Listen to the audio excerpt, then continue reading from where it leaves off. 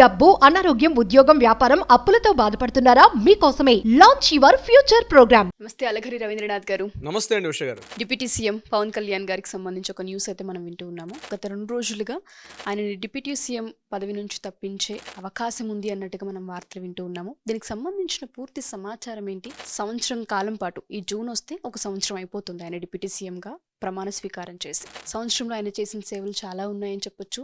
రాష్ట్ర ప్రభుత్వానికైనా ప్రజలకైనా ఎన్నో సహాయ సహకారాలు ఆయన అందించారు. ఉన్నట్టుండి ఈ డిప్యూటీ సీఎంకి సంబంధించిన ఊహాగానాలను ఏ విధంగా చూడాల్సిన అవసరం ఉంటుంది అంటారు? ప్రధానంగా ఉష గారు, ఏదైతే ఇప్పుడు మీరు మాట్లాడినటువంటి డిప్యూటీ సీఎం హోదా నుంచి పవన్ కళ్యాణ్ గారిని తప్పించి ఆ పోస్టులోకి నారా లోకేష్ గారికి ఇవ్వమని చెప్పి రీసెంట్గా ఏబిఎన్ ఆంధ్రజ్యోతి రాధాకృష్ణ గారు ఒక వ్యాఖ్య చేయడం జరిగింది. దానికి సంబంధించి టోటల్ ఎంటైర్ సోషల్ మీడియాలో రకరకాలైనటువంటి స్పెక్యులేషన్స్ జరుగుతూ ఉన్నాయి. అంటే పవన్ కళ్యాణ్ గారు యాజ్ ఎ డిప్యూటీ సీఎంగా గడిచిన ఏడాదిగా, అంటే లాస్ట్ జూన్లో ఆయన అపాయింట్ అయిన తర్వాత గడిచిన ఏడాదిగా ఆయన చేసినటువంటి యాక్టివిటీస్ ఏవైతే ఉన్నాయో డెఫినెట్గా అందులో నో డౌట్ ఆయన అద్భుతంగా చేశారు. అంటే కేవలం ఒక శాఖ మంత్రిగా కాకుండానే ఇదివరలో మనం ఎప్పుడు కూడా మన రాష్ట్రంలో చూడనటువంటిది, అవును, ఇదివరకు ఎప్పుడు కూడా మనం ఆంధ్రప్రదేశ్ రాష్ట్రంలో చూడనటువంటి విషయాలన్నీ కూడా కొత్తగా కొన్ని సమీకరణాలు కావచ్చు, లేకపోతే కొత్తగా తీసుకున్న విధానపరమైన నిర్ణయాలు కావచ్చు, ముఖ్యంగా అంతకుముందు ప్రభుత్వంలో ఉన్నటువంటి ఏవైతే లోటుపాట్లను గమనించి వాటిని ముందుగా తీసుకెళ్లి ఎజెండాగా చూపించి ప్రజల్ని ఏ రకంగా అయితే ఆ ఓట్లని, అంటే ప్రజల యొక్క అభిమానాన్ని ఓట్లుగా మలుచుకొని సీట్లోకి ఎక్కారో పవన్ కళ్యాణ్ గారు, దానిని అద్భుతంగా చేశారని చెప్పడంలో అయితే నో డౌట్ బాగానే చేశారు ఆయన. ముఖ్యంగా జనాల, అంటే పబ్లిక్కి కావాల్సినటువంటి, అంటే ప్రజలకు కావాల్సిన కనీస అవసరాలైనటువంటి రోడ్ల సౌకర్యం అయితేనేమి, అదేవిధంగా వారికి అన్నింటినీ పౌర సరఫరాల శాఖ, అంటే దీనికి నాదెండ్ల భాస్కర్ గారు ఉన్నారు, దానికి సంబంధించి కానీ ఇట్లా ప్రధానమైనటువంటి విషయాలు మాత్రం కీలక నిర్ణయాలు తీసుకొని ఒకప్పుడు ఒక 10 years బ్యాక్ రోడ్ల వ్యవస్థలోకి వెళ్ళాలంటే భయపడే పరిస్థితికి వచ్చింది ఆంధ్రప్రదేశ్లో. అటువంటిది ఈరోజు రోడ్ల విషయంలో కానీ, అదేవిధంగా రైల్వే శాఖ సంబంధించి విశాఖపట్నానికి ఒక రైల్వే జోన్గా తీసుకున్నారు. కొన్ని కీ పాయింట్స్, అంటే తక్కువ పీరియడ్లను కూడా తనకంటూ ఒక ప్రత్యేకటి, ఒక స్టేటస్ని తీసుకొచ్చారు Pawan Kalyan. It's no doubt. ఇదంతా ఒక పార్ట్ ఇలా ఉండగా రకరకాల స్పెక్యులేషన్స్లో ప్రధానంగా ఏంటంటే నారా లోకేష్ గారిని డిప్యూటీ సీఎం చేయమని చెప్పి, అదేవిధంగా వయసు రీత్యా, వృద్ధాప్యరీత్యా చంద్రబాబు నాయుడు గారిని ఆ పదవి నుంచి తప్పించి పవన్ కళ్యాణ్ గారిని సీఎం చేస్తే, అంటే ప్రత్యేకించి ఇక్కడ పవన్ కళ్యాణ్ గారిని సీఎం చేయమని కాకుండా డిప్యూటీ సీఎంని లోకేష్ గారిని చేయమని చెప్పడం జరిగింది. కానీ రకరకాల ఊహాగానాలు ఎలా ఉన్నాయంటే పవన్ కళ్యాణ్ గారిని ప్రధానంగా సీఎం చేస్తే, అదేవిధంగా డిప్యూటీ సీఎంగా లోకేష్ గారిని చేస్తే బాగుంటుంది, రాష్ట్రం ఇంకా బాగుంటుంది. ఎందుకంటే ఇది కూటమి ప్రభుత్వాలు 2 ప్రభుత్వాలు కలిసి, అటు జనసేన పార్టీ, తెలుగుదేశం పార్టీ కలిసి జాయింట్గా ఉమ్మడిగా ప్రభుత్వాన్ని ఏర్పాటు చేసిన నేపథ్యంలో ప్రధానంగా ఏదైతే 21 సీట్లో వాళ్ళు పార్టిసిపేట్ చేసిన 21 సీట్లో 100% తను అక్కడ గెలుచుకొని తనకంటే ఒక ఇమేజ్ని క్రియేట్ చేసుకోండి పవన్ కళ్యాణ్ గారిని సీఎంగా, ఒక చీఫ్ మినిస్టర్గా పవన్ కళ్యాణ్ గారిని ప్రమోట్ చేస్తే బాగుంటుందని చెప్పి చాలామంది మాట్లాడడం కూడా జరుగుతుంది. కానీ ఇక్కడ విషయాన్ని అర్థం చేసుకోవాల్సిందంటే పవర్లో ఉన్న పార్టీ ఒక జనసేన పార్టీ, టీడీపీ కాకుండా బయట నుంచి బీజేపీ కూడా మద్దతు ఇస్తుంది. బీజేపీలో మోడీ గారు కీలక పాత్ర పోషిస్తారు, ముఖ్యంగా అమిత్ షా గారు కానీ మోడీ గారు కానీ. ఆంధ్రప్రదేశ్ రాజకీయాల్లో వారికంటూ ప్రతి క్షణాన్ని కూడా వాళ్ళు గమనిస్తున్నారు ఆంధ్రప్రదేశ్ రాజకీయాల్లో ఎలా ఉంటుంది ఏంటనే విషయం మీద. ఇక్కడ ప్రధానంగా రీసెంట్గా మరొక చర్చ కూడా లేవనెత్తారు ఉష గారు. ప్రధానంగా ఏంటంటే మొన్న సంక్రాంతి సంబరాల్లో భాగంగా మోడీ గారితో పాటు కలిసి దగ్గరగా తిరుగుతున్నటువంటి చిరంజీవి గారు, కిషన్ రెడ్డి గారితో కలిసి చిరంజీవి గారు ఎప్పుడైతే చేశారో మరొక స్పెక్యులేషన్స్ వార్త కూడా బయటకు వచ్చింది. చిరంజీవి గారిని రాష్ట్రపతిగా చూడాలని చెప్తూ, అదేవిధంగా నాగబాబు గారిని కూడా కేంద్ర మంత్రివర్గం తీసుకుంటారు. ఇక్కడ అంటే వాళ్ళ ఫ్యామిలీలో నాగబాబు గారిని రాష్ట్ర మంత్రివర్గం తీసుకుంటారు. చిరంజీవి గారు కూడా రాష్ట్రపతి హోదాలో ఉంటారు. అదేవిధంగా బీజేపీ కూడా ప్రత్యేకంగా చిరంజీవి గారిని తమ పార్టీలోకి ఆహ్వానించే ప్రయత్నాలు చేస్తున్నట్టుగా కూడా తెలుస్తుంది. అయితే దీనికి సంబంధించి మనం కానీ చూసినట్టు కాస్త పవన్ కళ్యాణ్ గారిని చిరంజీవి గారి వైపు వచ్చినట్లయితే చిరంజీవి గారు రాజకీయాలకు కాస్త దూరంగా ఉన్నట్టుగా కనిపిస్తుంది. ఇంకోటి అంటే రాజకీయ రంగంలో వచ్చినట్లయితే కేవలం ఒక వర్గానికి మాత్రమే తను సాటిస్ఫై చేయగలుగుతారు, అందరి అభిమానాలని పొందలేను కాబట్టి రాజకీయాలకు దూరంగా ఉంటానన్నట్టుగా ఆయన రకరకాల సమావేశాల్లో పార్టిసిపేట్ చేసినట్టు ఆయన కాస్త దగ్గరగా పరిశీలిస్తే కనిపిస్తుంది ఆయన యొక్క ఇది.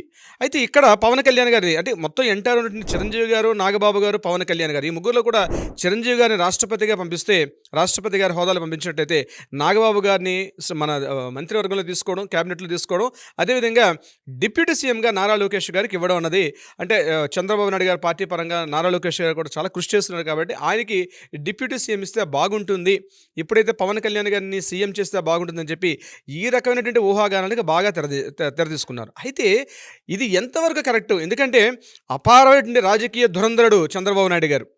చంద్రబాబు నాయుడు గారు తన రాజకీయ చతురత, రాజకీయ అంతటి పరిస్థితిని ఆయన తను స్వచ్ఛందంగా తప్పుకొని ఆ స్థానంలో పవన్ కళ్యాణ్ గారిని ఆహ్వానించేటువంటి అంతటి సుహృద్భావ వాతావరణం నిజంగా చంద్రబాబు నాయుడు గారికి ఉంటుందా అంటే ఇది కొంత మనం ఆలోచించాల్సిన విషయం. ఎందుకంటే ఈ రోజు ఉన్నటువంటి రాష్ట్ర పరిస్థితులు ఎలా ఉన్నాయి అంటే, ఒక విధంగా చెప్పాలంటే చాలా వరకు మైనస్లో ఉంది రాష్ట్ర ప్రభుత్వం యొక్క ఖజానా విలువలన్నీ కూడా. ఇప్పుడున్న పరిస్థితుల్లో రాష్ట్రానికి నిధుల సమీకరణ అనేది అద్భుతంగా చేయాల్సిన పరిస్థితి ఉంది. ఇవి రెండు రకాల కోణాలుగా చూడాలి. రాష్ట్ర భవిష్యత్తు అనేది రెండు రకాలుగా చూడాలి. ఒకటి, నిధుల సమీకరణ బాగా చేయాలి, అట్ ద సేమ్ టైం రాష్ట్రంలో ప్రజలకి ఇవ్వాల్సిన కనీస అవసరాలు కూడా తీర్చాల్సిన అవసరం కూడా ఉంది. ఈ విషయంలో ఇదే 45-49 వయసులో అప్పట్లో ఉన్నటువంటి ఉమ్మడి ఆంధ్రప్రదేశ్లో చంద్రబాబు నాయుడు గారు పార్టీ పగ్గాలు చేపట్టి అదేవిధంగా రాష్ట్ర ముఖ్యమంత్రి అయిన తర్వాత తన రాజకీయ చతురతతోటి అదేవిధంగా విదేశీ పెట్టుబడులు కూడా మన రాష్ట్రానికి అంటే అప్పటి సమైక్య ఆంధ్రప్రదేశ్లో హైదరాబాద్కి ఆహ్వానించడంలో చాలా వరకు సఫలీకృతం అయ్యారు. ఆ విషయంలో చాలా సందర్భాల్లో ఈయన విమర్శకుల ద్వారా కూడా ఈయన ప్రశంసించబడ్డారు.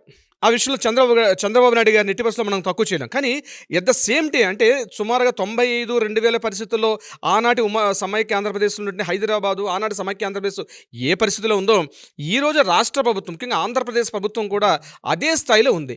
ఇటువంటి సమయంలో పవన్ కళ్యాణ్ గారు సరిపోతారా, లేకపోతే మన నారా చంద్రబాబు నాయుడు గారు తన రాజకీయ దురంధరతోటి విదేశీ పెట్టుబడులను తీసుకొచ్చి ఇక్కడ ఏమైనా చేస్తారా? ఇక్కడ ఏంటంటే వ్యక్తుల కన్నా వ్యవస్థ ఇంపార్టెంట్. వ్యవస్థల కన్నా అక్కడున్న సిస్టమ్ రాష్ట్ర ప్రజల యొక్క బాగోగులు చాలా ఇంపార్టెంట్. అడ్మినిస్ట్రేషన్లో చాలా బాగుంది, కానీ రాష్ట్ర ప్రజల యొక్క భవిష్యత్తు బాగుండాలంటే చంద్రబాబు నాయుడు గారు ఉంటేనే సరైన విధంగా ఉంటుంది. ఎందుకంటే అనేక రకాల విదేశీ పెట్టుబడులు వస్తున్నాయి. టెక్నాలజీ పరంగా అయితేనేమి అన్ని రకాలుగా హైదరాబాద్కి ధీటుగా మళ్ళా రాష్ట్రాన్ని ఆంధ్రప్రదేశ్ ప్రభుత్వం కొన్ని నగరాల్ని డెవలప్ చేసే ఉద్దేశంతో కూడా చంద్రబాబు నాయుడు ఉన్నట్టుగా తెలుస్తుంది. ముఖ్యంగా ఈ 3 రాజధానుల యొక్క ఆ యొక్క టాపిక్ని పక్కకు తీసి మళ్ళీ అమరావతిని తీసుకోవడం రావడంలో చంద్రబాబు నాయుడు గారు ఎంతో కృషి చేశారు. ఇక్కడ ఒకటి అభివృద్ధి, మరొకటి ప్రజల కనీస అవసరాలు, మూడోది ఇక్కడ రాజకీయ పరంగా ఉన్నటువంటి వ్యక్తుల యొక్క ఇంపార్టెన్స్. ఈ యొక్క రాజకీయ చిత్రతలో అంటే ఈ చదరంగంలో ఎవరి పాత్ర ఎవరు పోషిస్తారు, ఎవరి స్థానాలు ఎవరికి మారుతారు, ఈ రాజకీయ చంద్రపు గడిలో ఎవరు దీనికి పౌలుగా బలైపోతారు. చంద్రబాబు నాయుడు గారు అయితే తను ఎంతో కష్టపడి ఈ పార్టీని మరలా తీసుకొచ్చారు. ఎందుకంటే జగన్మోహన్ రెడ్డి గారు లాంటి ఒక వ్యక్తిని ఢీకొట్టి మరలా పార్టీ అధికారులు తీసుకొని రావడం అంత ఆషామాషి కాదు. అందులో కూడా పవన్ కళ్యాణ్ గారు సపోర్ట్ లేకుండా ఇంత జరిగిందంటే కూడా మనం కొట్టిపడేయలేం. ఇటువంటి సమయంలో ఈనాటి పరిస్థితి, ఇక్కడ ఉన్నటువంటి పరిస్థితి ఏంటంటే చంద్రబాబు నాయుడు గారు చూస్తే మార్క్స్ అది ప్రజాభిప్రాయ సేకరణ చేయడం అయితే అవసరం ఉంటుంది. కేవలం పార్టీ కార్యకర్తలు ఒక్కటే కాకుండా జనసేన పార్టీ కార్యకర్తల యొక్క అభిప్రాయాల, లేకపోతే టీడీపీ పార్టీ కార్యకర్తల అభిప్రాయాల కాకుండా ప్రజలు ఏం కోరుకుంటున్నారు, ఒక ప్లెబిసైట్ ప్రజాభిప్రాయ సేకరణ. ఎందుకంటే ఈరోజు ఇన్వెస్టిగేషన్ రిపోర్ట్స్ ఉన్నాయి, సర్వేలు ఉన్నాయి. నేను అనుకుంటాను ఖచ్చితంగా ప్రజల యొక్క సర్వేలోకి వెళ్తే ప్రజలు ఏం కోరుకుంటున్నారు అంటే దీన్ని రకరకాల భిన్నాభిప్రాయాలు రావచ్చు, కానీ మెజారిటీ అభిప్రాయం ప్రకారం ఎవరు వస్తుందో దాని తగ్గట్టుగా వెళ్తే బాగుంటుంది. కానీ ఒక పత్రికా అధినేత లేకపోతే ఒక టీవీ ఛానల్ అధినేత చెప్పారని చెప్పి దాన్ని పరిగణలో తీసుకోకుండా ప్రజాభిప్రాయ సేకరణ ద్వారా ఎవరిస్తే బాగుంటుంది, ఎవరు వెళ్తే బాగుంటుంది, ఎండ్ ఆఫ్ ద డే ప్రజల యొక్క కనీస అవసరాలు, రాష్ట్రం యొక్క భవిష్యత్తు, నిధుల సమీకరణ, పారిశ్రామికంగా రాష్ట్ర ప్రభుత్వం ముందుకెళ్ళడం అనేది ఇంపార్టెంట్. కాబట్టి ఆ యాంగిల్ ఆలోచిస్తారైతే నేను అనుకుంటున్నాను. ఉష గారు, తప్పకుండా సార్, మీరు అన్నట్టుగానే వ్యక్తుల కన్నా వ్యవస్థ అనేది చాలా పెద్ద ఇంపాక్ట్ చూపిస్తూ ఉంటుంది. ఎటువంటి వ్యవస్థ ఉంటుంది, వ్యవస్థలో ఏ మనుషులు ఉంటారు, వాళ్ళ ప్రజలకు ఎలాంటి లబ్ధి చేకూరుతుంది అన్న వాటిపైననే ఆలోచించాల్సిన అవసరం ఉంది. సో ఏం జరుగుతుంది, దీనికి సంబంధించిన వార్తలు ఏ విధంగా బయటకు వచ్చే అవకాశం ఉంటుంది, ఎస్పెషల్లీ ఈ న్యూస్కి సంబంధించి అటు చంద్రబాబు గారైనా ఇటు డిప్యూటీ సీఎం పవన్ కళ్యాణ్ గారైనా రెస్పాండ్ అవుతారేమో చూద్దాం. Thank you sir, thank you so much. Thank you so much Anush గారు. హాయ్. మొట్టమొదటిసారిగా మన విజయవాడలో క్లాస్ రూమ్ ట్రైనింగ్ అండి, 1 డే క్లాస్ రూమ్ ఎన్విరాన్మెంట్లో ఆఫ్లైన్ వెబినార్ జరగబోతుంది. అండ్ ఇంట్రెస్ట్ ఉన్న పార్టిసిపెంట్స్ ఈ కింద స్కూల్ అవుతున్న నెంబర్కి రింగ్ చేసుకొని సీట్ బుక్ చేసుకోండి. దీంట్లో ETFs, index funds and mutual funds మీద completely and hand holding experience మీకు ప్రొవైడ్ చేయబడుతుంది. దీని ద్వారా ఏంటంటే మనం ఎసెట్స్ని స్టాక్ మార్కెట్లో ఎలా మేనేజ్ చేసుకోవాలి, ఎలా గ్రో చేసుకోవాలి, ఎలా ప్రొడక్ట్ చేసుకోవాలో అంటే ప్రాక్టికల్గా నేర్చుకుంటారు. అండ్ ఇప్పటి వరకు మనం ఆన్లైన్లోనే మీరు అటెండ్ అవుతున్నారు. ఇక నుంచి మీరు మన విజయవాడ సిటీలోనే అండ్ లైవ్లో క్లాస్ రూమ్ ఎన్విరాన్మెంట్లో నేర్చుకునే ఛాన్స్ దొరుకుతుంది. కాబట్టి ఇంట్రెస్ట్ ఉన్న పార్టిసిపెంట్స్ కింద స్క్రోల్ అవుతున్న నెంబర్కి పింగ్ చేసి సీటు రిజర్వ్ చేసుకోండి. Thank you.